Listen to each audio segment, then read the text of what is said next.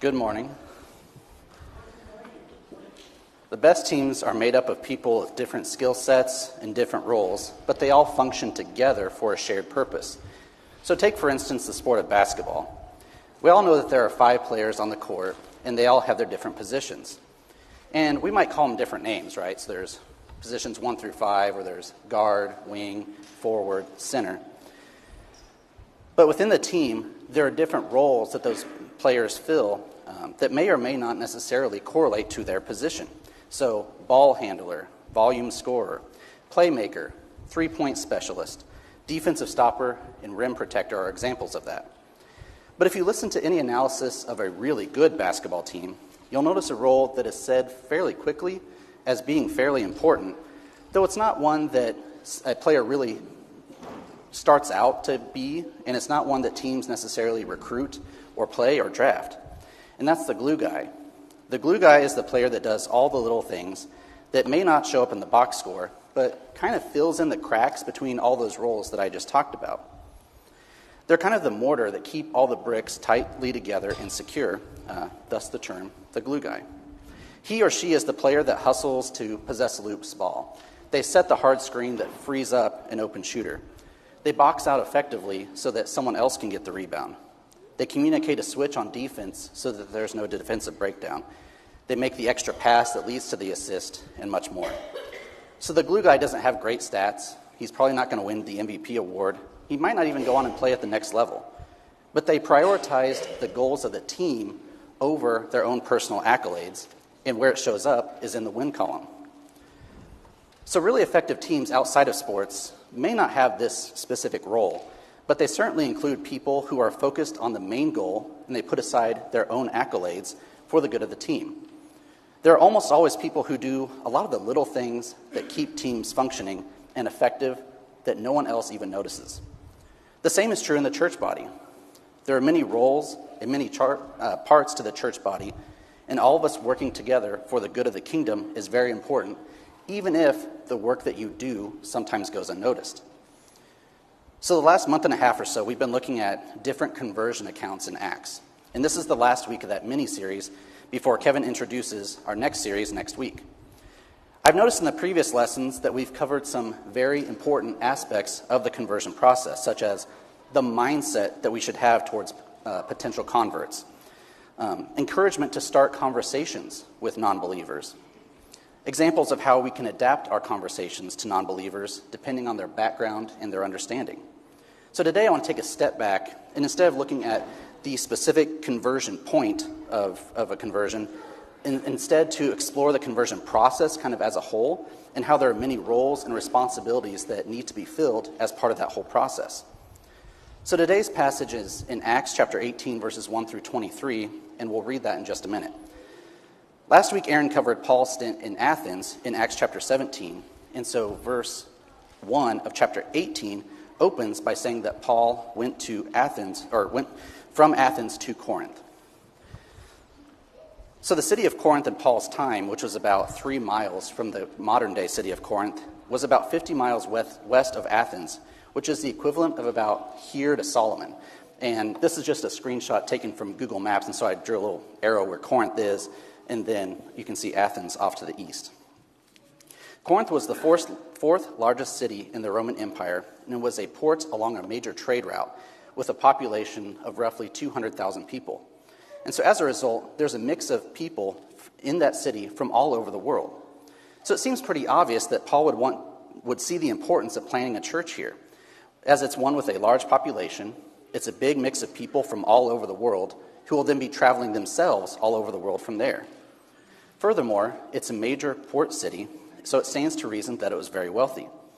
And with a lot of wealth and a lot of people from many different cultures and many different backgrounds with different ideas of morality, it isn't surprising that Corinth had the reputation of being a very sinful city. If you mix wealth and a high population together, multiply it by lots of different backgrounds, you end up with the creation of many different forms of entertainment and debauchery. For instance, the famous temple of Aphrodite in Corinth is alleged to have housed 1,000 prostitutes. Now, I also read that number might have been slightly exaggerated, but the overall point that sexual immorality was normalized still stands. It's not surprising then that Paul devotes a good portion of his letter back to the Corinthians, which was his second letter that we call 1 Corinthians, discussing sexual relations. In the same way, many other topics that Paul covers in the letter aren't surprising if we understand the environment that surrounded Christians in Corinth. And even more than that, this is probably the lifestyle that many were living in before they became Christians, so it was difficult to break away from that lifestyle, especially when you consider that they were surrounded by these temptations 24/7 after their conversion and their baptism. So the congregation in Corinth very likely mimicked the diversity of the city itself, meaning it included lots of Jews and lots of Gentiles, which created natural fractions. So with that background in mind, let's read today's passage. Acts chapter 18, verses 1 through 23 reads, "After this, Paul left Athens and went to Corinth, and he found a Jew named Aquila, a native of Pontus, recently come from Italy with his wife Priscilla, because Claudius had commanded that all the Jews leave Rome. And he went to see them, and because he was of the same trade, he stayed with them and worked, for they were tent makers by trade. And he reasoned in the synagogue every Sabbath, and tried to persuade Jews and Greeks.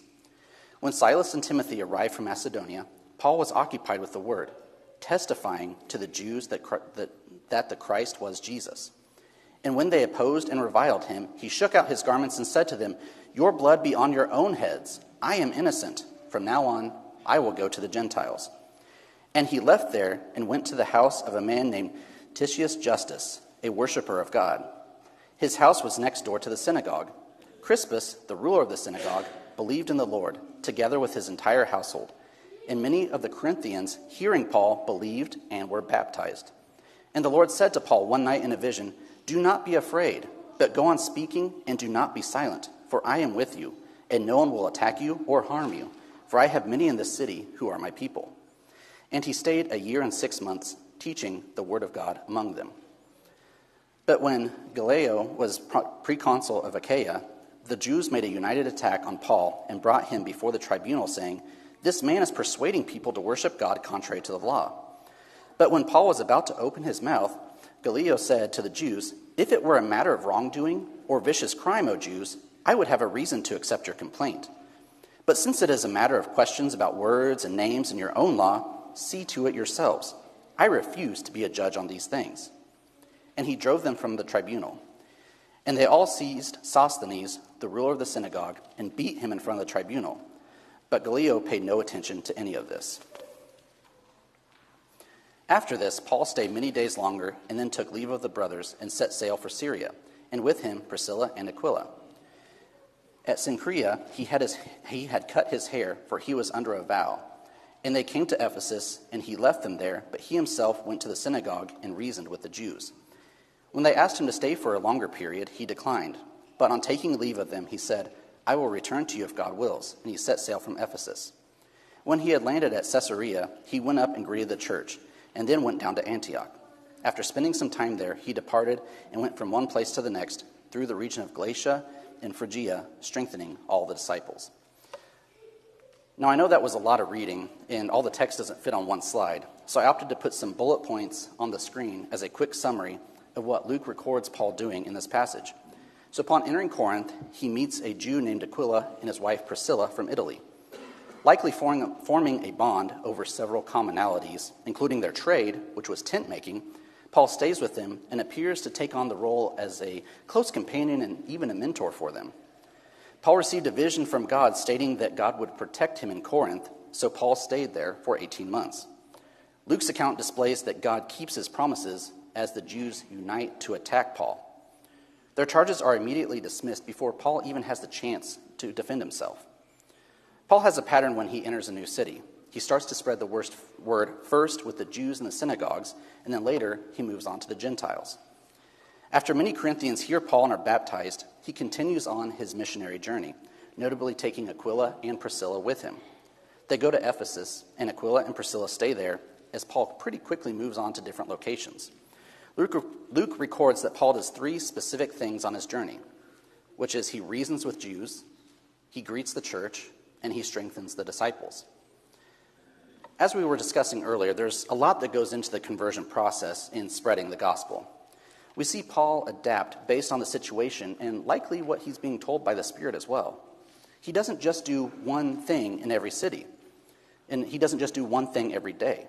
He starts with the Jews, which makes sense given his background and his own conversion story, and how he can tell them that this is the Messiah that they've been looking for. But he also then spreads out and he talks to the Gentiles. He stays to build the foundation of a congregation until it gets to the point where it's self-sustainable. He then provides maintenance to other congregations as needed, whether it's stopping in to greet a church, it's writing letters to answer questions they have, or maybe issues that he's heard about, or he just generally goes through the region and strengthens young Christians. This is all important to the main point that we're building to this morning, but let's put a pin in this for just a moment and take a look at Paul's time in Corinth from a slightly different perspective. So Luke's account of Paul's missionary journey comes from eyewitness accounts. The passage in Acts tells us about what happened in Corinth, which is that many Corinthians hearing Paul believed and were baptized. But I think it's important to take a quick detour and see what Paul himself recalls of Corinth, and to see what insights that we can gain from his point of view as it relates to the Corinthian congregation, as to solely opposed to relying on what it is in Luke's account. The letter that we all know as 1 Corinthians is actually Paul's second letter to the church in Corinth, and addresses very specific issues that Paul has either heard about or questions that the congregation has asked him. 1 Corinthians 2, verses 1 through 5, details Paul's attitude when he first arrived in Corinth. Paul says, "And I, when I came to you, brothers, did not come proclaiming to you the testimony of God with lofty speech or wisdom, for I decided to know nothing among you except Jesus Christ and him crucified. And I was with you in weakness and in fear and much trembling. In my speech and my message were not plausible words of wisdom, but in demonstration of the Spirit and of power, so that your faith might not rest in the wisdom of men, but in the power of God." We all know that Paul was more than capable of using persuasive words and sound reasoning and wisdom when he's talking about Jesus. And that's because he used that method in other situations. But he knew that for this group of people, simply preaching Christ crucified with a humble attitude would be the best way to demonstrate God's power. He took on the role of an ambassador of Christ, not necessarily a salesman of Christ. Paul acknowledged the teamwork, adaptation to needs, and ultimately the power of God that is required to establish a congregation and to build it sustainably. So in 1 Corinthians chapter 3, verses 2, and then 6 through 8, and then 10 through 11, it says, "I fed you with milk, not solid food, for you are not ready for it." Then verse 6, "I planted, Apollos watered, but God gave the growth. So neither he who plants nor he who waters is anything, but only God who gives the growth." And then if we jump down to verse 10, "According to the grace of God given to me, like a skilled master builder, I laid a foundation, and someone else is building upon it. Let each one take care how he builds upon it, for no one can lay a foundation other than that which is laid, which is Jesus Christ." So 1 Corinthians chapter 12 is referred to as the body chapter. Paul describes how the congregation is like a body in that all of us have our own gifts that were individually given, and that all of us then function together effectively in those gifts and in those roles in service to him. So specifically, let's read 1 Corinthians 12, verses 11 through 14, and then 20 through 27. "All these are empowered by one and the same Spirit, who apportions to each one individually as he wills. For just as the body is one and has many members, and all the members of the body, though many, are one body, so it is with Christ. For in one Spirit we are all baptized into one body, Jews or Greeks, slaves or free, and all were made to drink of one Spirit. For the body does not consist of one member, but of many." And if we jump down to verse 20, "As it is, there are many parts, yet one body. The eye cannot say to the hand, 'I have no need of you,' nor again the head to the feet, 'I have no need of you.' On the contrary, the parts of the body that seem to be weaker are indispensable, and on those parts of the body that we think less honorable, we bestow the greater honor, and our unpresentable parts are treated with greater modesty, which our more presentable parts do not require. But God has so composed the body, giving greater honor to the part that lacked it, that there may be no division in the body, but that the members may have the same care for one another. If one member suffers, all suffer together. If one member is honored, all rejoice together. Now you are the body of Christ and individually members of it." This explanation that Paul is giving the Corinthians is very important. And once again, let's just put a pin in this concept for just a little bit before we tie it into the overall conversion process. So finally, 1 Corinthians 13 is referred to as the love chapter. And while we often think of it when we're describing a marriage relationship, which is still applicable, the context is actually on the heels of talking about spiritual giftedness and the body working together in unity. The point Paul is making is that even if you have the greatest spiritual gifts ever, if you do them without love, they're worthless. So 1 Corinthians 13, verses 1 through 3 says, "If I speak in the tongues of men and of angels, but have not love, I am a noisy gong or a clanging cymbal. And if I have prophetic powers and understand all mysteries and all knowledge, and if I have all faith so as to remove mountains, but have not love, I am nothing. If I give away all that I have, and I deliver up my body to be burned, but have not love, I gain nothing." So now if we combine Luke's account of Paul's time in Corinth with Paul's insights to his time in Corinth and the message to the Corinthian congregation, we come away with several takeaways from Paul's time in Corinth as it relates to, again, the entire conversion process. So the question is, how was Paul successful in converting Corinthians, and what was it that he was converting them to? First, we see that Paul's attitude is one of humility. He displayed not his own power, but displayed weakness so that the power of God could be displayed and the people could be drawn to that. Having the attitude that you're better than someone else or that they're a bad person because they're not a Christian is not going to win many souls to us, to Jesus. But coming to them realistically, noting that you aren't perfect and that what power you do have comes from God is much more effective. We can also note that Paul came to them in fear and in trembling and in weakness. And that's important because it tells me that it's okay if you're nervous or even if you're afraid to get out of your comfort zone and talk to someone that you don't know, to make yourself truly vulnerable maybe to someone that you do know, or just to speak in public. But the reality is that we can't help but tell others about Jesus and what he's doing in our lives. And it's God's power that helps us to persevere through that fear, through that trembling, through that weakness, and makes our message just that much more effective. Next, it's important to lay a solid foundation to sustainable conversions. What are you converting this person to? Are you converting them to a church? Are you converting them to the Church of Christ? Or are you converting them to Jesus? The answer is that Jesus needs to be that solid foundation, not a church, not a person, not even a group of people, because those entities will eventually let that person down, and who they put that faith in will let them down.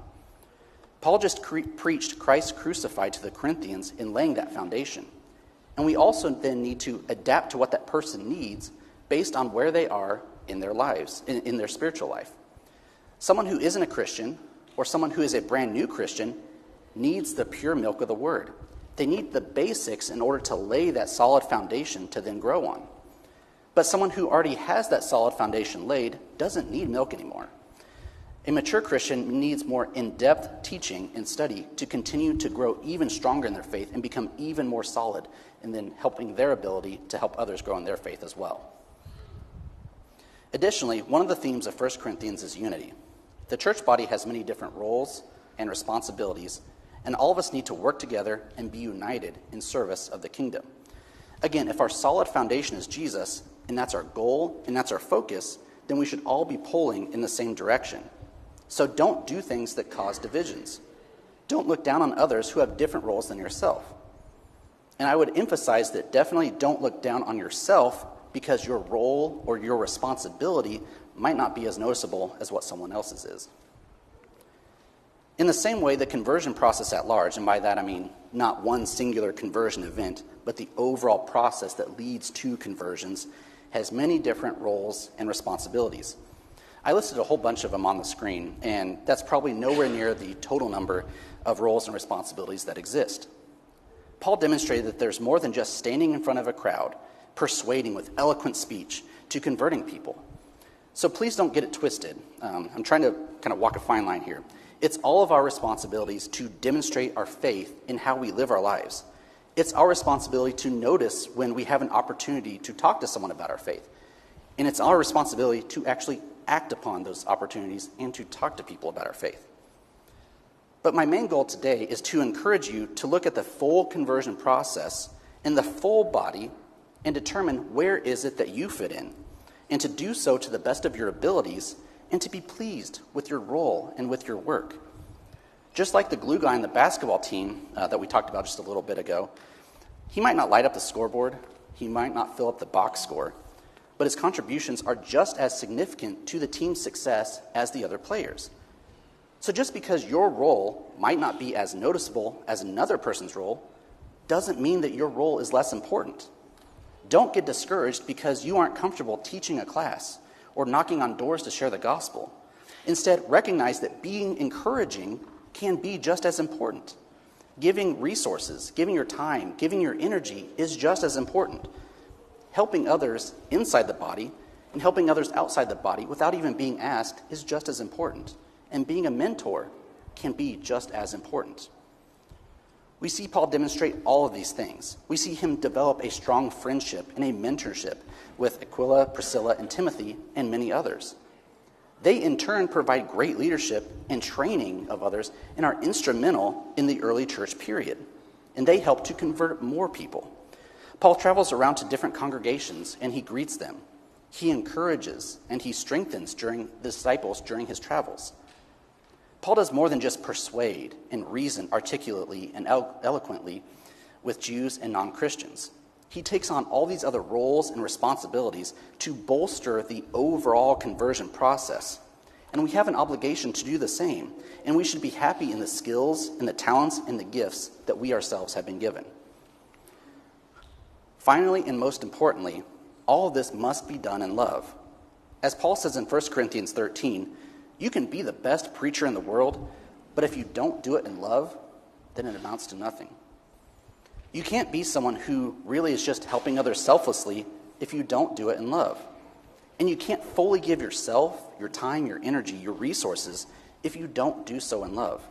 So the conversion process doesn't work unless love is the most important part of the process. So the next logical question is, what should we do with this knowledge? The first step is to take some time today or this week to reflect on your roles or your gifts, or maybe you have one or multiple of each. Do you know what yours is, or do you need some help figuring out what it is? The next step is to reflect on yourself in relation to the church body. Are you a productive member of the body? Are your actions in unity with other members of the body, or do you cause divisions? So if you're confident in your role and your gift, and you're productive and united, then that's great. But if not, then let's work on that. But no matter which category you think you fall into, my next suggestion is an action step. And that's to find both a mentor and a mentee. All of us should have mentors, and all of us should be looking to mentor another. And when you meet up with your mentor or your mentee, talk about those self-reflection questions that I posed today. Finally, in the next month, do something that stretches you. Do something productive within the body that you wouldn't consider part of your gift or part of your role. Now, I'm not saying you go from 0 to 100 and you go from afraid of public speaking to getting up here and trying to give a sermon next week. That's not what I'm talking about. But instead of public speaking, maybe ask to be a helper for a Bible class so you can kind of see how that works and try to get the momentum rolling with that. If you aren't a part of any rotation now, find a deacon, find an elder, find anyone, and ask them to help you get set up with something like passing the communion trays or being added to the nursery rotation on Sunday mornings. So as part of being accountable, I came up with something that I'm going to do, and so I'll share it with you. Something that's not a gift for me, naturally, is being encouraging. So I created a list of people to encourage, and in the next month, I plan to talk to each person on that list. And this isn't going to sound very impressive to those of you who are actually good at encouraging, but it's something that I know will stretch me because I kind of regret that I said this in front of a bunch of people. So part of being encouraging, I would encourage all of you to meditate on the first couple of bullet points on the screen, and then take action and actually complete the last 2 bullet points. So most of what we talked about today is for those who are within the church body, which means that you've been baptized into Christ, you're a believer, and you're a follower of him. But maybe there's someone here who has not yet been baptized. What I'm going to read next sums up the gospel pretty well. It's referencing eyewitnesses who really saw the things in the gospel take place, and it's in Paul's letter to the church of Corinth. This is where you need to build a solid foundation of your faith. If you're a current Christian, Think of what Paul says in this passage.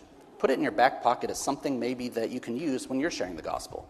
It's a great starting point, and it's a summary of what it is that we believe. And then you can build on it with that person that you're talking to. So, 1 Corinthians chapter 15, verses 1 through 11. Now I would remind you, brothers, of the gospel I preached to you, which you received, in which you stand, and by which you are being saved, if you hold fast to the word I preached to you, unless you believed in vain. For I delivered to you as first importance what I also received, that Christ died for our sins in accordance with the Scriptures, that he was buried, that he was raised on the third day in accordance with the Scriptures, that he appeared to Cephas, then to the 12. Then he appeared to more than 500 brothers at one time, most of whom are still alive, though some have fallen asleep. Then he appeared to James, then to the apostles. Last of all, as to one untimely born, he appeared also to me. For I am the least of the apostles, unworthy to be called an apostle, because I persecuted the church of God. But by the grace of God, I am what I am, and his grace toward me was not in vain. On the contrary, I worked harder than any of them, though it was not I, but the grace of God that is with me. Whether then it was I or they, so we preach, and so you believed. If you want to be baptized or have any other needs, please come forward now as we stand and as we sing.